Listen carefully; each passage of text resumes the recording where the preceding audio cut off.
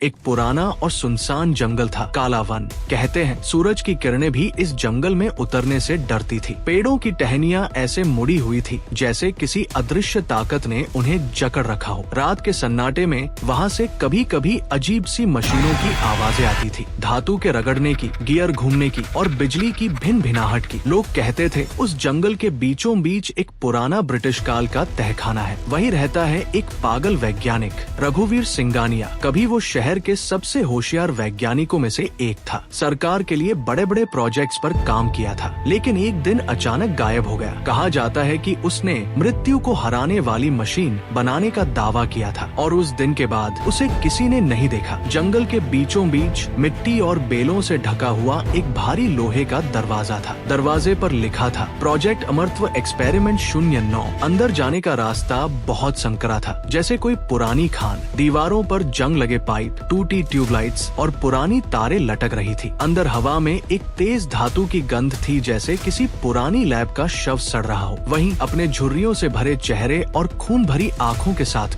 रघुवीर एक पुरानी मेज के सामने झुके हुए थे। उनकी मेज पर अजीब सी चीजें बिखरी पड़ी थी, कांच के जारों में रखे अंग, आधे जले हुए सर्किट और धड़कता हुआ एक छोटा सा दिल मशीन के भीतर। रघुवीर ने अपनी डायरी में लिखा था, मृत्यु एक बीमारी है और हर बीमारी का इलाज होता है। अगर मैं मृत्यु को रोक दूं तो ईश्वर से बड़ा बन जाऊंगा। वो महीनों से एक प्रयोग पर काम कर रहे थे, मानव चेतना को मशीन में स्थानांतरित करना। उनका मानना था कि अगर इंसान की आत्मा को डिजिटल सिग्नल्स में बदला जा सके तो कोई मर नहीं सकता, बस मशीन में रिबूट हो जाएगा। लेकिन इस प्रयोग के लिए उन्हें चाहिए था एक जीवित दिमाग। एक रात तेज तूफान में जंगल के पास की सड़क पर एक कार का एक्सीडेंट हुआ। ड्राइवर, एक नौजवान लड़का अर्जुन, किसी तरह बच गया। उसे जंगल से गुजरते हुए रघुवीर ने देखा और अपने तहखाने में ले आया। अर्जुन को जब होश आया तो उसने देखा कि वो एक अंधेरे कमरे में बंधा हुआ है। उसके चारों ओर तारे, मॉनिटर और मशीनें थी। एक कोने में खड़ा था वो। रघुवीर, तुम्हें डरने की जरूरत नहीं बेटा, उन्होंने मुस्कुराते हुए कहा। तुम इतिहास का हिस्सा बनने वाले हो, वो पहला इंसान जो कभी नहीं मरेगा। अर्जुन ने चीखने की कोशिश की पर उसके मुंह पर धातु का मुखौटा लगा था। रघुवीर ने मशीन चालू की। कमरे में बिजली की गर्जना हुई। नीली रोशनी ने हर चीज को चीर दिया, पर अगले ही पल मशीन अपने आप चालू बंद होने लगी। मॉनिटर पर कोड्स उलझ गए। Error 404, consciousness conflict. अर्जुन की आंखें अब मशीन जैसी चमक रही थी। उसकी आवाज मशीनी हो चुकी थी। तुमने क्या किया मेरे साथ? रघुवीर पीछे हटे। उनका चेहरा डर से सफेद पड़ गया। नन्ही, तुम अब अमर हो, समझे? मैं तुम्हें बचा रहा हूँ। तुमने मुझे मार दिया। अर्जुन की आवाज गूंज उठी और उसी पल बिजली चली गई। अंधेरे में केवल एक हल्की नीली रोशनी जल रही थी अर्जुन की आंखों से। कुछ महीनों बाद सरकार की एक स्पेशल टीम जंगल में पहुंची। वो लोग पुराने गुप्त रिसर्च प्रोजेक्ट्स की जांच कर रहे थे। उन्होंने तहखाने का दरवाजा खोला। अंदर सब कुछ जला हुआ था, लेकिन एक मशीन अब भी चालू थी। मॉनिटर पर एक लाइन चमक रही थी, प्रोजेक्ट अमृतवा